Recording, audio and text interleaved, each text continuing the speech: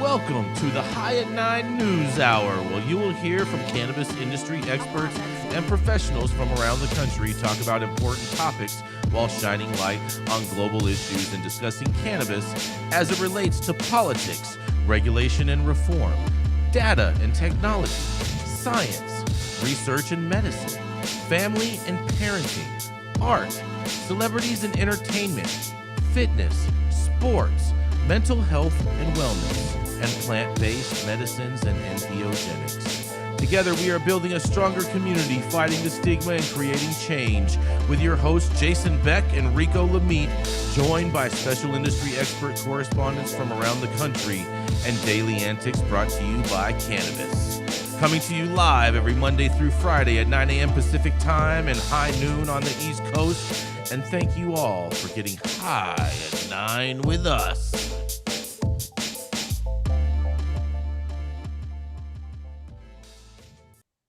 Oh, yeah. Good morning, everyone. It is Friday, March 31st, and today is National Brunson Burner Day. Not to be confused with the famous Muppet character. It's also Take Down Tobacco National Day of Action Day, because no one really likes cigarettes, except for the people that smoke them. It's also National Prom Day. So a lot of parents are having to go and buy some limousines. National Tater Day, because everyone loves tots. And, of course, it's National Cran Day, which, of course, you all seen. That whole indictment was written in total cran by that New York prosecutor. And National Clams on a Half Shell Day, because Gretchen loves appetizers. And thank you for joining us and getting high at 9 with us. It's also high noon on the East Coast. And please remember to like, share, and subscribe to us on all social media platforms. You can use that fancy little QR code right there in the top hand corner of your screen to see where we live on the internet. And we are live every Monday through Friday on YouTube and audio only on Clubhouse. And if you are joining us in Clubhouse, you can also participate in the show by raising your hand if you have a brief comment on the story most recently presented. But we're going to get it live right into this with the dope dad himself. That's right. It is Rico Lamitte. He is the dope dad that loves to pack boxes because tomorrow is moving day. That's right. Hopefully next week he's going to move out of the gang-ridden area of the internet war zone that he resides in. And hopefully the internet turf war will not follow him to his new abode. That's right. It's the dope dad himself, Rico Lamitte. The move is today, Jason. Appreciate that. Appreciate the love there. So if y'all thought last week's lawsuit against the state of New York was the last time you'd hear from New York's elite cannabis companies waiting in the wings to take over the game, clearly rigged in their favor, y'all can think again. Because the Coalition for Access to Regulated and Safe Cannabis, also known as CARSC, the same group of MSO stakeholders that dropped the Chad version of Ether yesterday. Nothing but bars, I tell y'all. In a public announcement attacking Governor Kathy Hochul and New York cannabis regulators for willingly letting trappers trap with no penalties across the state, they claim that Hochul's actions are undercutting and devaluing the legal market, reducing their ability to generate tax revenue and putting consumers unnecessarily at risk.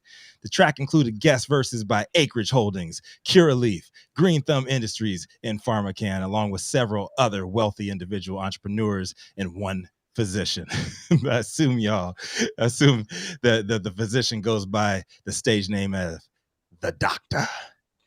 The rest of the lineup is pretty much a mystery because they identify as an unregistered trade organization, allowing them to maneuver like a super PAC and drop anonymous disses within the New York cannabis community, leaving what little street cred that they had prior to this unscathed. Per the Green Market Report, the 4 MSOs are among the 10 so-called registered organizations, otherwise known as ROs, that are licensed medical cannabis companies in New York. And they say they've been unfairly shut out of New York's rec market thus far.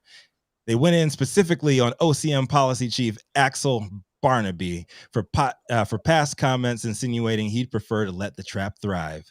In a recent podcast, he was quoted saying, "You actually may want to actively allow pop-ups to come in, flood the market, disrupt the consumer patterns, and then shut them down more simply because they're like a fish in a barrel, because they've got a brick and mortar store, you see."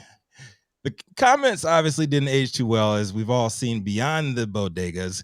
Food trucks and other vehicular methods have seemed to round out the full vertical assault of Times Square trappers. CARSC tied Barnaby's to a recent proposal from Hochul to issue civil fines of up to $10,000 a day on those choosing the freedom market over the obviously less lucrative alternative, saying her team's approach to an adult use market is clearly backfired. Here's what it said. Regulators already have the power to shut down illicit operators. They simply won't use it.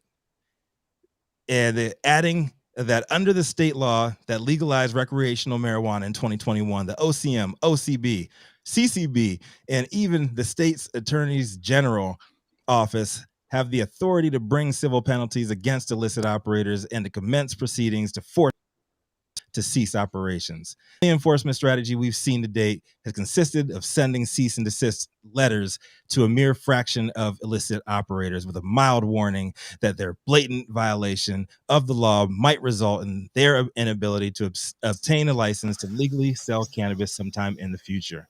The letter's too long for me to quote even more without getting distracted by literally anything else in the world going on right now. But I'd never yuck anybody else's yum. So if that's your kind of literature and that gets you all hot and bothered, by all means. Seriously, though, I think it's hilarious when the tables are turned and a market chooses to put the people first. However facetious it might be on Hochul's end, when they make the suits wait their turn in line as they should have everywhere else, they want to go and talk to your manager. Don't feel good, does it, boys?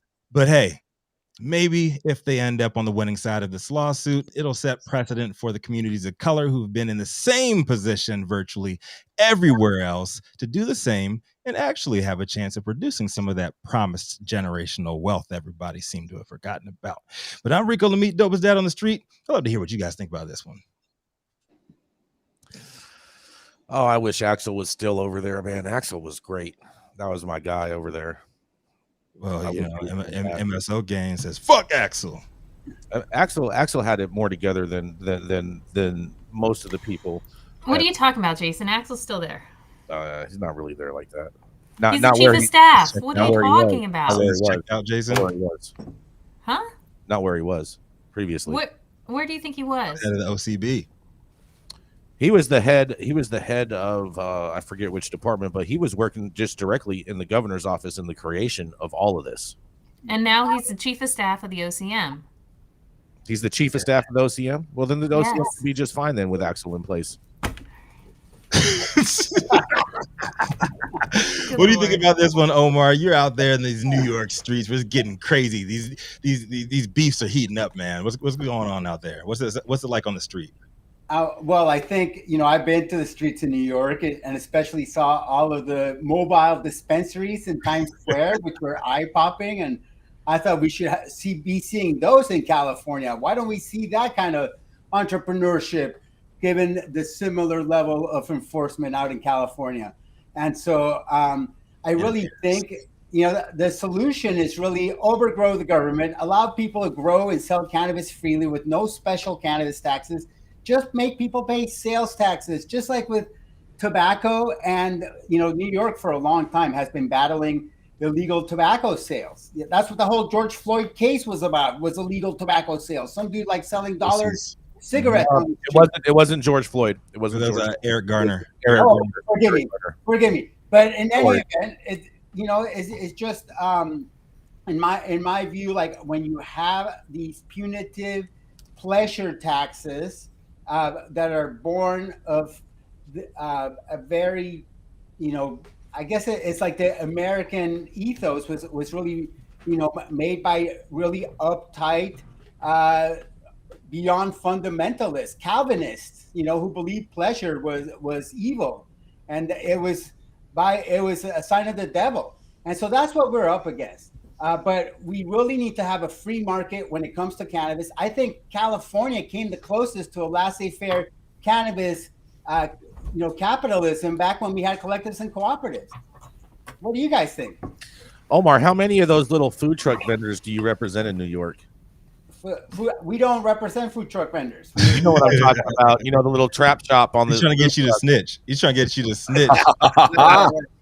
Yeah, no, we're representing business people who are looking to go legit in New York. Exactly. So that's why I'm saying, how many food trucks do you represent? Yeah, not many, but I'm sure there's plenty of them. They don't need lawyers to open up their bodega.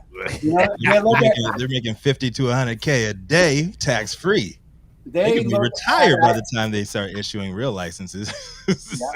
It's de facto legalization in New York right now. It's a free for all. When I was in New York, I could see, like, you know, some of the consumers are getting flooded with all sorts of tainted products, stuff that gets diverted, that doesn't pass testing in California, gets sent back east. And it's a big cluster. And I think the solution is deschedule cannabis. That's right. Legalize it. Stop with all these like crazy, you know, half legalization schemes. And once cannabis is regulated like chamomile, problem will magically go away. Right. I agree with that part, Omar. What do you think, Jason? In regards what do you think about this letter, this quote unquote scathing letter? I mean, MSOs. I mean, it has to be super frustrating for these MSOs for them to have put in so much money and so much time in the state to just be totally disregarded when it comes to the opportunity to be able to participate in the adult use market. That I'm actually kind of in favor of them and their plight. You know what I mean? There needs to have something that happens in New York if they want to have a regulated marketplace, and they actually say that they want to have all of these things that they presumably want. But the reality is they don't want any of those. They just want to placate to people's whims and let anarchy rage on. There's a bill in California that would allow licensees to sue unlicensed shops for unfair competition and go after their profits. They're not going to have the money to do that, Omar. That's not real. MSOs don't have money to file a lawsuit? No, not really. Not like that. Not even if the attorney fees, you know, are paid by the offender. Let me tell you something, bro. If you are running a trap shop and you think that you're going to get your attorney's fee paid based off a judgment from a trap shop, you are out of your mind.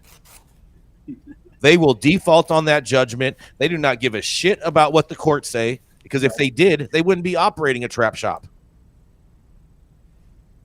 You think, Gretchen? Well, I think you're thinking about the sophisticated, smart offenders. I'm saying the normal offenders. These are normal people. That this is their whole mindset. This is how they base every single thought that pops out of their little mind. Yeah, but I don't think they have like holding companies that own other holding companies, and they have like a complicated corporate web to shield their activities. I think they're just running their trap in their own personal. So what are they going to sue? Are they going to sue the people as individuals, and they're going to find out their names and all this because there's so much paperwork done on these illicit shops? I mean, all it takes. I mean, if it were to happen, you know what? I think lawyers would send in investigators to make in some purchases. They would follow the money, track down the bank account. How are they going to follow the money in a bank account when it's an all cash business, Omar? Well, Jason, I've seen the drug war, and I've seen how it gets investigated, and there's ways. They have their means. I'm not saying there's not ways, okay? But I'm just being realistic that none of these MSOs are going to be waging a battle, okay, of fighting against these, basically doing the state's job for them. Right. Okay, with spending their own capital. Right. To do this, when all it's going to take is like one or two of them to do it, and then them get a judgment and then not be able to collect on it, and now they're out all this legal money while they're waiting to collect on some judgment that they're never going to collect on, and they'll all stop. They'll all start spreading. Oh no, don't do that. It's not financially viable solution. Just keep on going on. That's what's going to happen. Gretchen, Gretchen, I need a woman's perspective on this. What you got for us? What do you think about this letter from whatever their acronym is? OCM. It crushes my heart to have to agree with Jason Beck. Yeah.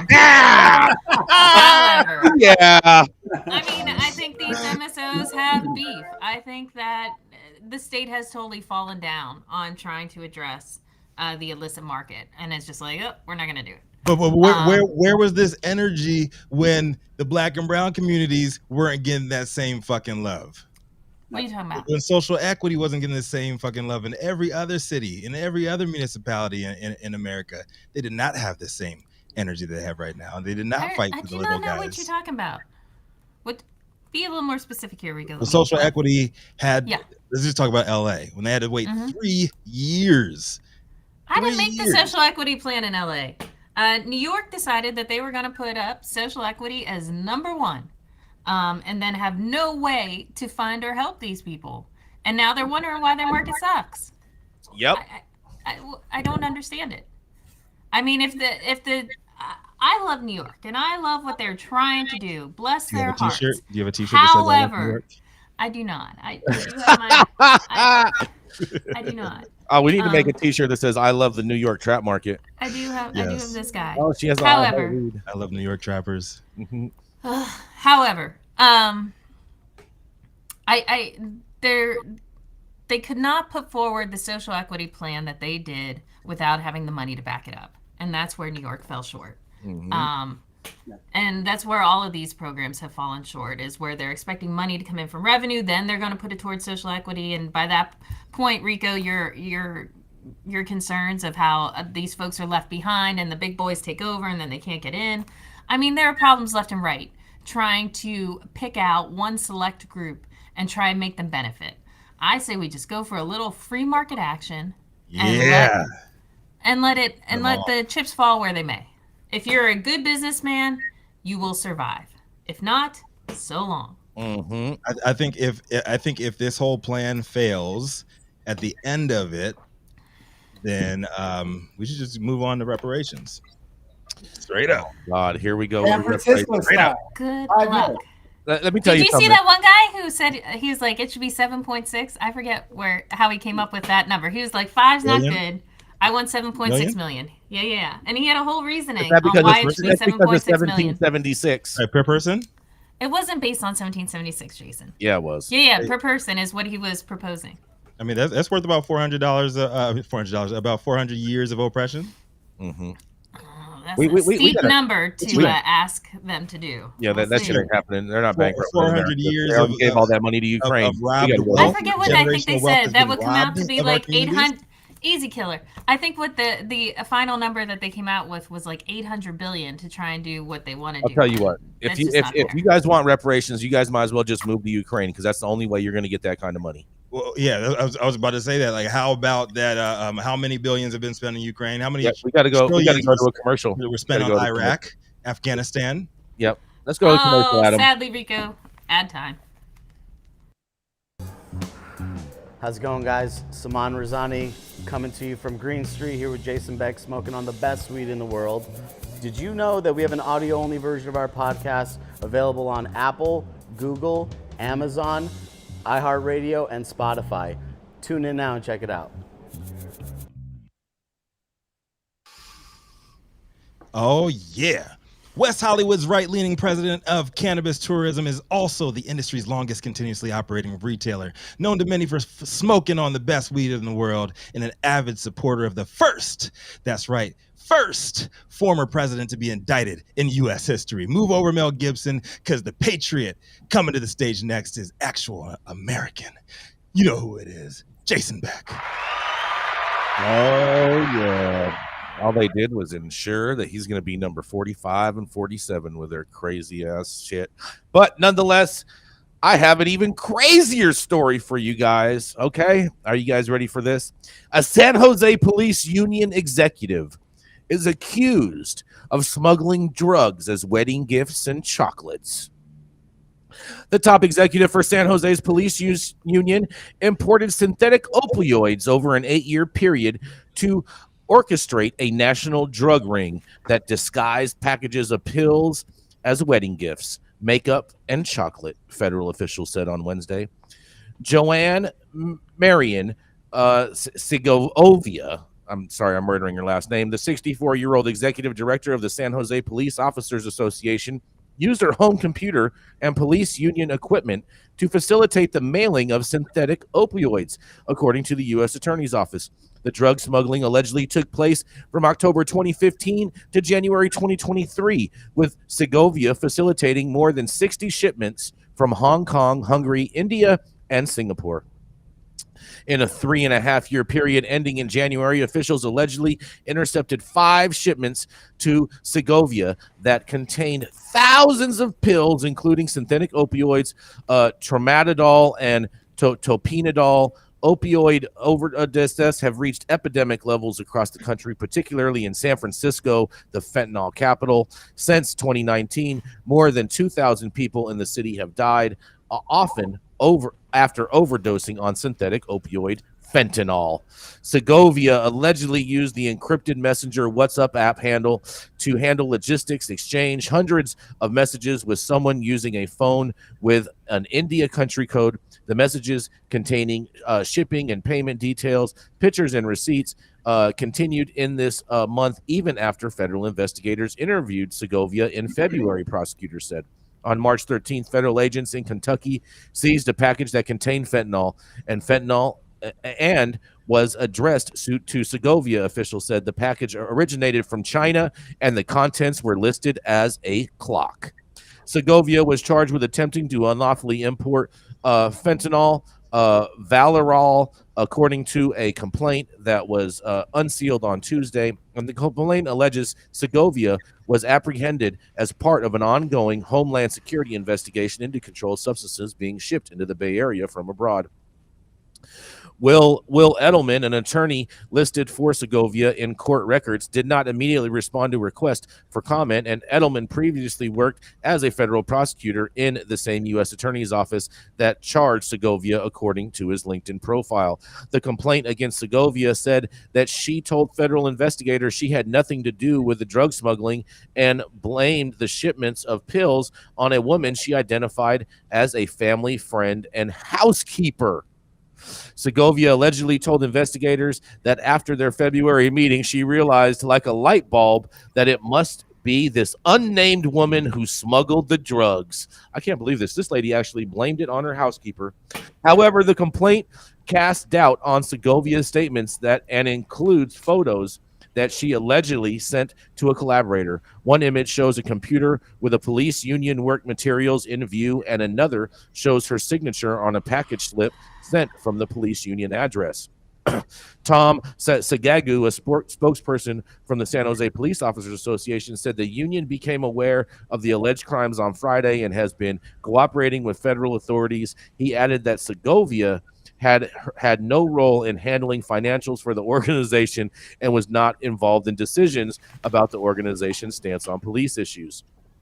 In a quote, no one at the POA, that's the Police Officers Association, is involved or had prior knowledge of the alleged acts, Sagu said. The POA immediately placed the civilian employee on leave and as is standard procedure, cut off all access to the POA. The board of directors is saddened and disappointed at hearing this news, and we have pledged to provide our full support to the investigative authorities. If convicted, Segovia could face up to 20 years in prison and a fine of up to $250,000. That's right. Man, this is crazy. This is Jason Beck reporting for the High at 9 News. What do y'all think about all this fentanyl coming into San Francisco and San Jose? The same people saying that, weed is being laced with fentanyl. Now they're out there saying that they're out there dealing it, man. Mm-hmm. Sad. Yeah. Sad. It's crazy. Crazy times. San Jose police lady. Oh boy. What do you think about this one, Gretchen? You're all about that law and order, right? Throw the book at him. Yep. Throw the book at it's a her. Throw the book at her. Her, him, whoever. I don't know all these pronouns nowadays. For anyone that says that fentanyl doesn't come from China, we now have clear evidence in regards to this case that fentanyl is coming directly from China. Who said that? What's that? Who said fentanyl wasn't coming from China? I'm just saying, for anyone that says it doesn't. I mean, it was a broad painted statement. Like nobody's ever fucking said that. I think everybody knows like most of the fentanyl comes from. Trust me, bro. There's people that say that. Trust him, bro. Yeah. they sell it. They sell it dirt cheap to Mexico, and it comes into America through Mexico, right? 100%. It gets shipped from China to Mexico and then comes across the border usually. But in this case, it was shipped from China to the U.S. It was bypassing Mexico. They were trying to undercut the cartel. Says who? I'm just saying. That's what it sounds like to me, shipping it straight into the U.S. They're trying to undercut the cartel. Jason Beck, the cannabis industry, Rush Limbaugh. Oh, man. What do you think about this, Omar? You're a lawyer. Well, I think she deserves extra charges for trying to throw her housekeeper under the bus. I just think that's particularly despicable. Super scummy, right? Yeah, right. So that's when my sympathy for her evaporated. And if she were to come to me for help, I'd be like, thank you, but no thank you. I cannot be a selfless advocate for somebody like you. But all in all, this just shows that the war on drugs, is still a failure. Like, why did the San Jose police not make the bust? Why does it take the feds to come in and clean up the mess? That's what I'm wondering. I have a thought on that, is because there could have been a federal hold on them where saying do not do anything because they're under federal investigation. Because I've seen that happen a number of times where people have been pulled over for different things and should have gone to jail, but because when they run their ID, it says don't touch, hands off, under federal investigation, the local law enforcement hands are tied. When feds are conducting an investigation, they're not going to put out an APB saying we're conducting a federal investigation. No, but I will tell you this, is I have witnessed this and have experienced it myself, is that I know people that have been pulled over at 3 a.m. doing donuts with open bottles of Hennessy, and the police pulled us over and said, oh, you guys go ahead and drive home and get safe. And the reason of that is because when they swiped everyone's IDs, it said under federal investigation, hands off, do not touch. Wow. How do I get one of those federal investigation? The federal government has spent a lot of money on investigating you, Omar. Just commit a crime, Omar. There you go. Some federal crime. And then you can represent yourself. You can hang out with Trump. I'm sure he'll introduce you to a federal crime. Let's keep this party moving, Jason. Yeah, we're going to keep this party rolling. That's right. Our favorite little redheaded conservative. Dude, if you call me little one more time, I love it. I love it. Shit out of you. Yeah, our little redheaded conservative who loves to get all spicy hot on top of dressing up her dogs in crazy ass outfits just for her own pleasure. That's right. She's the founder of Panoptic Strategies, our very own Gretchen Gailey. Well, I know Jason is so familiar with the term little from his own experiences with his member. And maybe that's where it keeps coming from. However, since it's a Friday and we all want to just get back on track with the show that is rampantly over time already, I'm not going to do my story. I'll just give you the headline and the nutshell because I know you guys like a nutshell. Kentucky House gives final passage to medical marijuana bill. What does this mean? The governor is going to vote for this. He's going to pass a law, and good old Jason Beck owes me another $100. This is Gretchen for Hyatt 9 News. Fatality. Good old boy Beck. You guys are funny. Talk amongst yourselves. Kentucky. I like this bill. I'm excited that Governor Beshears is going to sign this, and that people in Kentucky are going to have access. I'm very excited about this. It's good stuff. Do we know how long it's going to take for him to actually sign it, and when will this program actually go into effect and people actually see real relief? From what I understand, he should sign it today. I do not know when it actually takes effect. The one thing that I'm not the biggest fan of is that this bill does not include smokable cannabis. That's how they are starting out with it.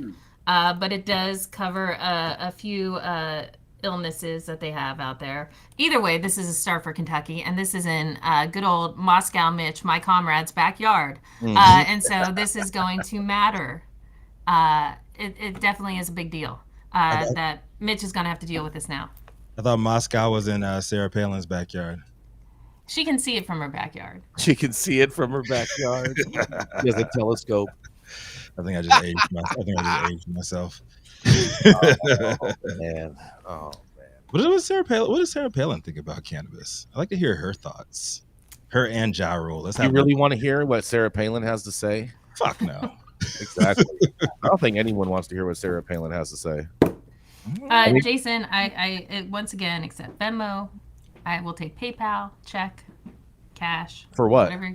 For the $100. Do you not recall this bet? What Do you bet not is recall? What bet Remember how you bet me that people were going to be arrested left and right trying to bring cannabis into Kentucky? People were arrested. No, they weren't. 100%. I'm going to go and find a couple reports.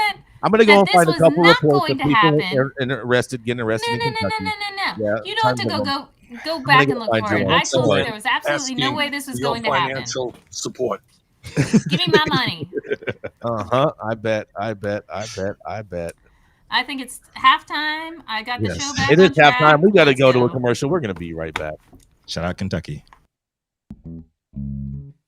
Keeping up to date on the evolving policies of relevant state, local, and federal governments is key to success. When the future of your business is at stake, you need representation as dedicated as you are. With a maze of laws and regulations surrounding cannabis, hemp, and psychedelics, knowing where to begin can be a challenge. Good thing the law offices of Omar Figueroa features a skilled, highly focused team ready to guide you through it all. They're accepting new clients in California and New York. So make sure you check them out at info@omarfigueroa.com.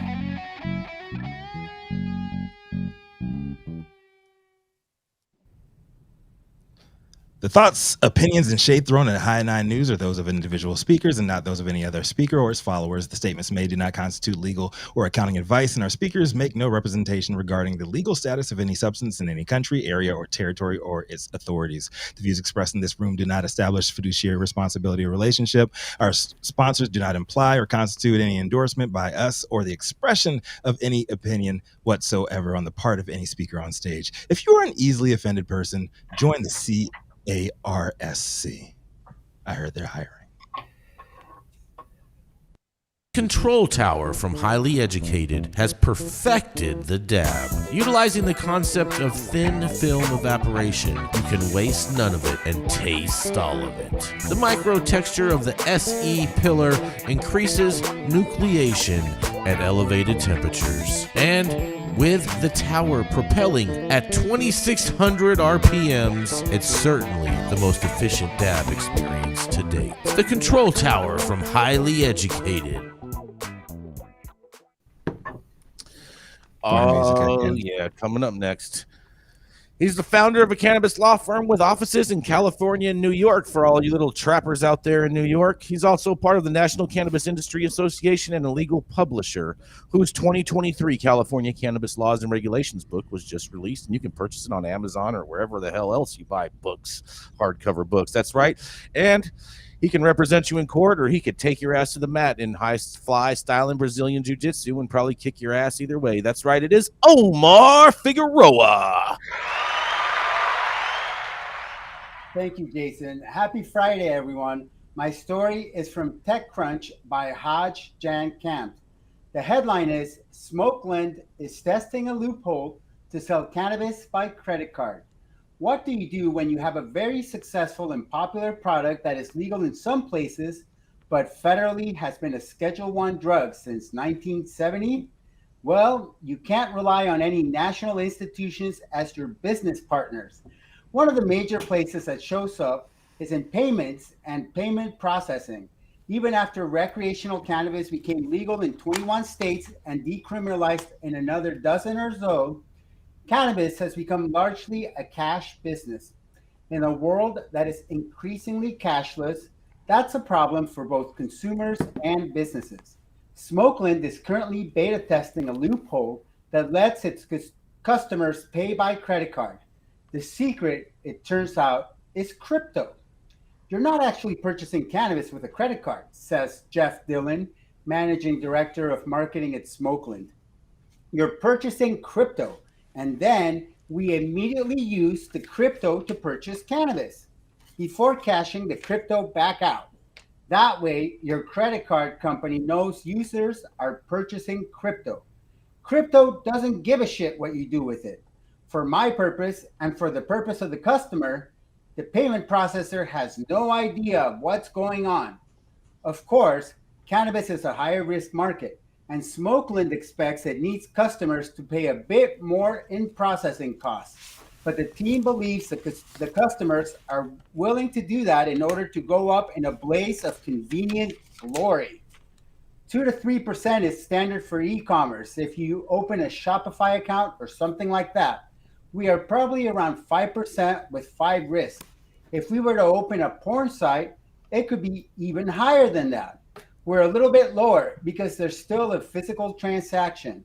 Anything involving crypto is deemed high risk, and you're going to be charged a higher rate for the risk, Dylan explains. The Smokeland team says it is at the bleeding edge here and wants to keep its cards close to its chest regarding who the exact payment processor is. The company says it is noticing fluctuations of average order size throughout the month and is hoping that offering credit cards can help smooth out its peaks and troughs a little, but also to make its products available to customers who need them. It is hoping to do a full-scale launch of its credit card service on the 20th of April, known as 420, which, as a number for various reasons, has become synonymous with marijuana. We're seeing this cash crunch and a quasi-recession that we're going into. You can really see that between pay periods, the difference in average order size varies. I'm starting to pick up on this kind of trend. The 1st and the 15th, people have a lot more money to spend, and the average order sizes are higher, Dylan explains. It's in beta currently, and we hope to go after a full rollout for 420 to capture that market. So that's a big push, trying to have credit cards available by then because it's an off week. People get paid on the 15th. Being able to offer credit cards for people who are on a bit of a tight budget, that's even better. The Smokeland team is aware, of course, that the products are used recreationally, but it believes it is on a bigger mission, describing its product as an essential critical medicine for people. Among other things, the company is pushing on prices. In Oakland, you see our billboards and banners around, says Dylan, comparing his company with Fred Franzia's $2 Chuck wine selling out of Trader Joe's. Franzia went to Paris and realized there's great wine sold at normal prices. We do the same thing for Cannabis, as the home of the $49 ounce.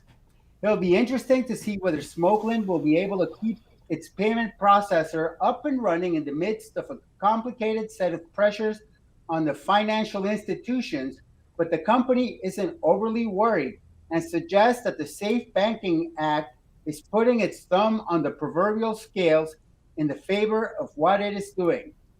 My take, I can't wait for safe banking to pass so we can stop hearing about the latest expensive cannabis banking solution. The headline is, Smokeland is testing a loophole to sell cannabis by credit card. This is Omar Figueroa, lawyer, publisher, and Ganjier instructor, reporting from Sonoma County, California, the traditional territory of Pomo, Miwok, and Wapo nations for High at 9, high noon Eastern. This is totally illegal, Omar. Nothing's illegal in the world of crypto. This is Why is it 100% illegal? Why is it illegal, Jason Beck? because you're using these financial systems to purchase Schedule 1 drug, and you're actually skirting the system because you're using your credit card to purchase cryptocurrency, which what you're really buying is weed. This is totally skirting the system. Isn't this the exact same damn thing as when a dispensary, when you buy a gift card from them to purchase your weed? Or you buy not the exact same thing? They're not using electronic transfer. When you use an electronic transfer, it changes the game. I use my card. I'm not doing it with cash. So this is technically a huge. I disagree gray, with you, Jason Beck, that this is disagree, illegal. but you're wrong. It's a gray loophole I disagree. in stored value, like on gift cards and stuff like that. Some states have completely shut it down, and others let it go on. So I don't know. This is totally illegal. We'll see. Big shout out to Smokeland though for being innovators in the market, going towards crypto when everybody else is scared to get back into Bitcoin. I don't know. Buy the dip. Backed by Creed. When's your NFT dropping, Jason? Oh yeah, I don't mess with none of that weirdo stuff, bro. I deal with tangible assets, like real fungible tokens. Yeah. Mathieu St. Germain. Greetings, everybody. Hi, Mathieu St. Germain in a cannabis-soaked haze. P10, personal 10 from the Emerald Cup. Flower samples behind me. I've been smoking weed about 15 hours a day. It's been mostly fun. And those trichomes. none of it was Stop it, bro. Stop it, bro. We've been getting through the outdoor, bro. It's been rough. Dude, I started with outdoor too, and it has been rough. And the thing that we've seen in outdoor this year is that the majority of people who actually care enough to really create super high quality outdoor are priced out or don't have the 3 ounces and $1,000 or whatever to give the Emerald Cup. So the outdoor just dropped off a cliff. Lit house is out. Mixed light seems like it's dropped off a cliff. There's tons of good weed right now in indoor though. The indoor boxes are good weed in indoor, bro. Yeah, I can't wait to get to indoor. But I know there's a ton of great outdoor out there. I smoke a lot of it. My friends grow it. It's just sadly we didn't see it in the cup this year. With a couple exceptions. All that. How does this relate to Omar? I don't know. I was trying to figure that out too. He just asked me how I was doing, and I just kind of was. I was looking at my weed picture and kind of. All right. I fell off the rails. That was really my fault, you guys. You have no I don't buy weed with credit cards. I buy weed with cash. It's important that we all use cash. They were trying to push cash out during the COVID crisis. Pushing cash out makes us all more trackable. We move closer to a social credit system like China. That's right. We move towards the ability for corporations and the government to just turn off the tap at any moment if you do or say anything they don't like. Mm-hmm. Please, people, I know it is convenient to pay with credit cards. Go to the bank. Take cash out of your bank. Trade for non-cash. Trade for not cash or credit cards, and use cash. I would say buy crypto, but it's so volatile. Until there's a crypto that's not backed by the government but stays stable and isn't marketed like a security, and with the volatility of a security, crypto is not a fair means of translation of wealth or debt or value. Because if my Bitcoin's 50 G's and I pay you for your sweatshirt, and you really need that stable amount of money, and the next day Bitcoin's $16,000, you just screwed yourself. You know, that's going to have the most fun with all of this. In reality. Yes, sir. Is going to be Smokeland CPA and the IRS. Straight up. Yeah. It's kind of like that dude on Instagram who was driving and filming himself delivering weed out of state. Smokeland's just kind of like the guy from Vermont to the IRS and the DEA and whoever else. Just snitching on yourself. Bro, I'm getting on Instagram and doing some bragging today, dude. I need some clout. Let's document felonies in more ways than just metric. Let's do this. Let's go rob a pizza joint on Instagram Live, Jay. Mm-hmm. Exactly. You in? Stupid. Stupid. We got to go to a commercial, though. We're going to be right back. Let's do it.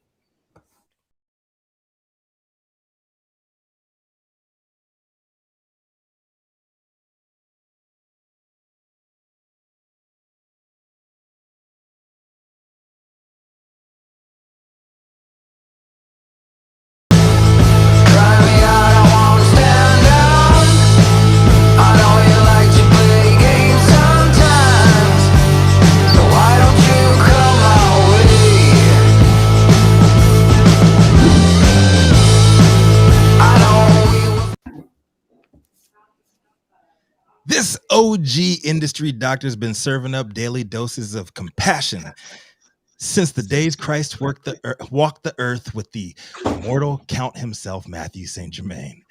He's the founder of Medicaid and co-founder of CESC, providing data-backed doses for the people every damn day of the week. Up next, y'all know who it is. It's Dr. Jean Talleyrand. Thanks, Rico. Happy Friday, everyone. Happy Friday.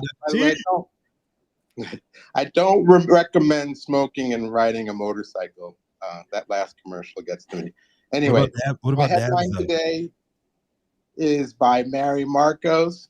Curiosity is the cure. Local experts discuss hurdles facing cannabis in healthcare. So all cannabis use is medical. As a doctor, I'm biased to that concept. History almost exclusively describes cannabis as treatment for ailments. Its resurgence after Prohibition was initiated by an argument for compassionate medical use. While most Americans have embraced cannabis as medicine, the healthcare and insurance industries are struggling to do the same. Between stigma, a lack of access to medical studies, and conflicting legislation, people are using cannabis in a healthcare system that's not equipped to handle it. Local experts in Boston discussed these issues during a Q&A on NBC 10 Boston featuring Dr. Benjamin Kaplan, Dr. Mary Buss, and Dr. Uma Dinabalin. According to Dr. Buss, a palliative care physician at Tufts University, the biggest challenge facing physicians when advising patients on cannabis use is the lack of information. I don't have evidence that I wish I had in order to give patients real counseling, says Dr. Buss. Dr. Kaplan disagrees. Right now, there's 10 times more literature on cannabis than the common cold or Lyme disease, he says. It's difficult to surface the literature if you're not looking for it. Dr. Dinabalin points out that nobody in the whole world has ever died from a cannabis overdose. She is concerned that some people get their medical cannabis card and don't know how it interacts with their prescription medication. My whole message, he says, is please become an educated consumer. Safety first, do no harm. I think curiosity is the cure, says Dr. Kaplan optimistically. As new medical grads are coming through and curious, as the adult population is curious, we're going to be driven to learn. So my advice to these doctors and those who are curious is to step out of their comfort zone. As doctors, we don't always have to know everything. We can use our powers of observation and our intelligence to generate hypotheses. We can help patients as individuals in their trial and error exploration of cannabis. We can serve as guides, as shamans.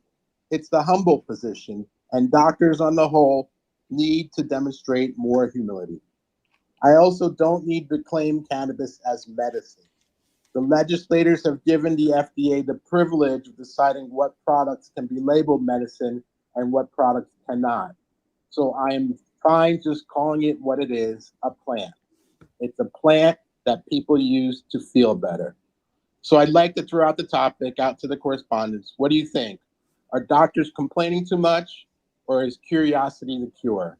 This is Dr. Jean Talleyrand for High at 9 News. I think doctors definitely Curiosity are complaining too cures. much. Go ahead, Jason. I think doctors are definitely complaining too much. 100%. I agree. You agree? Yeah, they need to step out of the box and think a little differently. Exactly.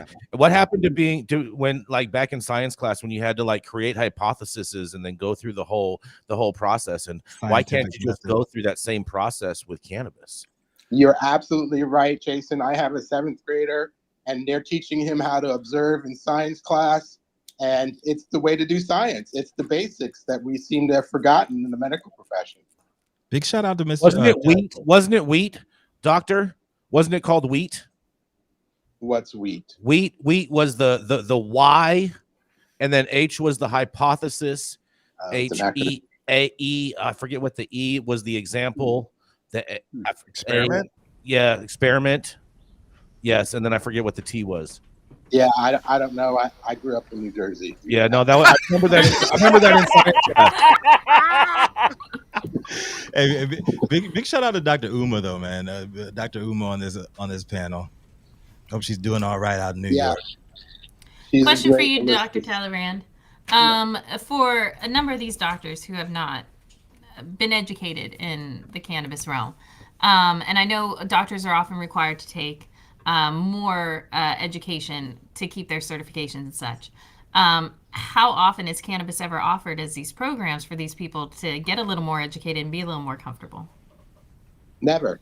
That's the problem. But you know, the literature is out there. So they should just read. That's what you would say to the doctors? That's the way I did. I read every day. I search the literature and read every day. There are thousands of articles. Some are better than others. And, in the science, the industry is geared towards single agent synthetic compounds, but there are some good studies on the whole plant. And so, just keep reading. And I think the doctors also self-organized into the Society of Cannabis Clinicians. And so I think the doctors who are not getting enough medical education in medical school to teach them about the endocannabinoid system and how cannabis is really a miraculous substance, I think they need to join the Society of Cannabis Clinicians and get that postgraduate education that is sorely needed. Mm-hmm. Absolutely. Great group. Thanks for bringing them up, Omar. Started by Dr. Mikaria and Fred Gardner. That's an excellent group. Yeah, Fred and Dr. Mikaria were amazing. Yeah. Oh man, we're gonna keep it rolling right on to the next one. Thank you so much for this, Dr. Talleyrand. Yeah, thank you, Doctor. But I do want to remind everybody that on today's show, Gretchen said I was right, and Dr. Talleyrand said I was right. I also said you owe me $100. So No let's one- not we forget weren't- that we little weren't listening to tidbit. any of that. We're talking about just the fact that you guys admitted that I was correct. So, and with that, if everyone could please do us a favor, we're trying to hit our 1,000 subscriber goal. So if you are not yet subscribed to our YouTube channel, make sure you go and hit that subscribe button, hit that like button. We are climbing to the top. We are at 992, so we only need 8 more to hit that goal. But coming up next, that's right, he is a cannabis wizard who does his damnedest to complete the work of the merry pranksters and the brotherhood of eternal love. That's right. He loves to trap and loves to snap, and is a current Emerald Cup flower judge along myself, who is hawking the plains of the harsh outdoors right now. And hopefully pretty soon, in another few days, we'll be done with all the outdoors and we'll be onto the indoors where there's a whole bunch of plethora of goodness. That's right. It is Mathieu St. Germain. Thanks, Jason. Thanks, all. Yesterday, former President Donald Trump was indicted for... Oh, wait, no, that's not my story. Sorry, you guys. Sorry. That wasn't my story. Ohio law The enforcement indictment was written in color crayon. You realize that, right? Whoa, all of a sudden you're echoing, Jason. Was that God? Ohio law enforcement is suing Afroman for use of security footage online. Afroman's home was raided by police last year, and now he's being sued for the likeness of the law enforcement officers in photos and videos shared on social media channels. What weenies. In September 2022, Afroman's home residence in Ohio, was raided by local law enforcement. While Afroman wasn't home, he was out smoking weed at the park. His private security camera system recorded them searching his property as they rifled through his clothes and other belongings looking for drugs and other illegal paraphernalia. Afroman posted videos of these law enforcement officers on his social media channels with commentary making fun of them as they searched his house. He even made 2 music videos using the footage entitled Lemon Pound Cake and Will You Help Me Repair My Door? Now, 7 Adams County Sheriff's Department officers are suing him because of his use of the footage without their consent. According to the lawsuit, exposing people's faces without consent is a misdemeanor under the Ohio Revised Code. The officers are also suing because their faces were publicly visible, which caused emotional distress, embarrassment, ridicule, loss of reputation, and humiliation. The plaintiffs claim that they're entitled to Afroman's proceeds gained from the song, as well as music videos and live event tickets. In addition to his brand, which offers beer, cannabis, t-shirts, among other things, they're asking that Afroman remove all images from those and the videos and photos posted online. Afroman posted a response to the lawsuit on one of his social media channels. Essentially, a racist judge signed a fictitious false warrant, lying on the warrant, accusing me of kidnapping and drug trafficking, Afroman wrote. The warrant put the Adams County Sheriff in a position to attempt to kill me. After the Adams County Sheriff burglarized, vandalized, and destroyed my property, they became thieves and stole my money. After they stole my money, they became criminals. After they became criminals, they lost their right to privacy. Afroman's attorney, Anna Castellini, also issued a statement about their next move. We are waiting for the public records request from the Adams County we still have not received. We are planning to countersue for the unlawful raid, money being stolen, and for the undeniable damage. Sounds like they broke down his front door. Law enforcement obtained a search warrant to search his home in August 2022 with a probable cause that they would find drugs, drug paraphernalia. The only items that were allegedly seized were a vape pen, a few roaches, and thousands of dollars in cash. Ultimately, they found no evidence of drugs or paraphernalia other than those roaches. No charges were filed. The law enforcement officers claims they become the subject of ridicule by Afroman fans, which has made it more dangerous for them to continue working. And they've received death threats by anonymous members of the public who've seen some of the defendants' above described postings. The lawsuit claims that defendants' actions were willful, wanton, malicious, and done with conscious or reckless disregard for the rights of these poor cops. In Afroman's most recent TikTok post, he points out how Adams County is home to meth labs, but they chose to raid his home instead. In December 2022, Afroman announced that he's running for president in 2024. My fellow Americans, there comes a time in the course of human events when change must be effected, Afroman wrote on Instagram. That time is now. Americans are suffering and the status quo is no longer acceptable. Inflation is out of control. The economy is in shambles. The housing market is staggering. Politicians are corrupt. Bad apples are allowed to remain in law enforcement amongst our noble and brave officers. The self-described cannabis commander-in-chief and pothead of state claims he would tackle cannabis reform and criminal justice reform, among other top priority issues. Afroman has always been positive and amazing and created a ton of music and great vibes. I would totally vote for him for president. This is Mathieu St. Germain on a great Friday for the High at 9 News. What do you guys got to say for this one? Down in Ohio, swag like Ohio. Down in Ohio, swag like Ohio. Get out of Ohio. I mean, I don't see how they have the right to be able to say that that the camera footage that he has can't be used when those police officers have body camera footage as well. Right, and that would be publicized, would it not be? If they were just using another angle, release it, I mean, they wouldn't have to muffle the faces unless it was a minor. But given Jason Beck logic, his property, it's on Afroman's property. What expectation of privacy do the cops have in his property? They give it all up. Exactly. They give it all up. Jason, using right, but you can't Lawyer the record fuck out of him, someone Omar. surreptitiously in Ohio. Many states have rules where you can't record people without their knowledge. Well, so you're saying that if I want to buy a ring, on your property, doorbell, I don't care. No, you can't. What if I want to buy a Ring doorbell and I live in Omar. Rings are illegal. Omar, So back there's me up things here. that prohibit recording of the conversations without the consent to all the parties to the conversation if there's a reasonable expectation of privacy. Do cops have a reasonable expectation of privacy when conducting a raid that they're not going to be recorded by the property owner? Many times. I don't know. There might be an expectation of privacy because they're doing it in a private home. It's not like they're conducting a raid out in the general public. Hey, Jason, I got a question for you. I beg to differ. That is the general public. No, it's not. It's in a home. Property. I mean, either way, this is something for lawyers to go back and forth about, not us. However, I'm a lawyer. Sure. Jason is a sweet little lawyer in Mar-a-Lago. Jason, given your logic on this, isn't this going to catapult Afroman to the head of the charts? This is definitely going to promote Afroman 100%. He's going to get more record sales because of this. He's going to get more of a platform as a voice to talk about this. And if I think Afroman was smart, I think he should capitalize on it and start talking about real police reforms like what was mentioned in the article, because we need to get rid of the bad cops and really promote the good ones. I heard Nikki Haley's thinking about bringing him on as a running mate. Stop it. That's not even realistic. And Nikki Haley ain't going nowhere because it's going to be Trump in 2024. DeSantis. You're on crack. Just telling you. Just watch when it happens. We're going to go back and play this episode back. Trump's going to be in that 88 Supermax next to fucking El Chapo pretty soon, bro. For nothing. It's only the beginning, my friend. You guys, I know it's only the beginning, bro, and I'm really nervous about it because I really feel that our country has turned into a banana republic.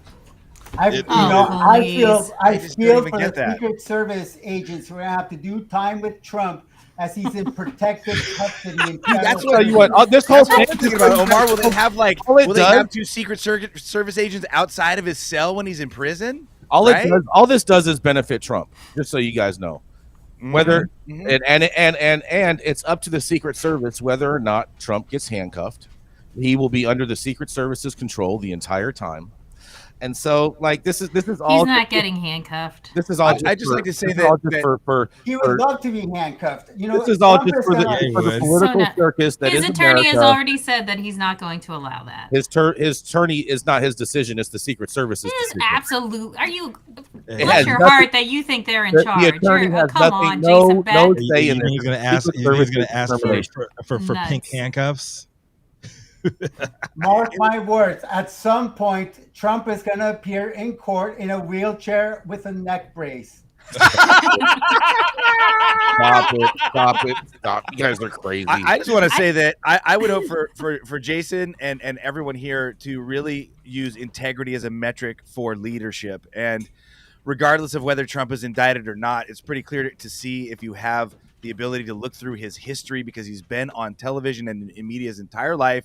He's been petty. He's been hate-filled. He's gone back on his word. He Stop hasn't paid it. contractors. He just has a lack of integrity. And I, for one, like, bro, I still love Rand Paul, man. I think he's a kook and he's got some stupid fucking ideas that I disagree with. But you know what he has? He has integrity, and he does what he says, and he says what he does. And that's why I like Bernie Sanders is one of the only politicians. Rand Paul or Ron Paul?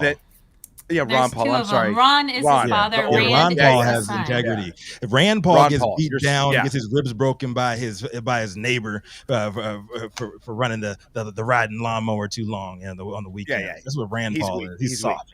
I'm just saying, I think that integrity should be one of the most important metrics for leadership, and I think that people who are soft-spoken, intelligent, adult, and emotionally there's so much integrity going on in the White House right now. No, so what's that? That's called whataboutism, and that's a logical fallacy. What that is that's bringing a completely different argument to the table in order to try to invalidate my argument without any types of facts.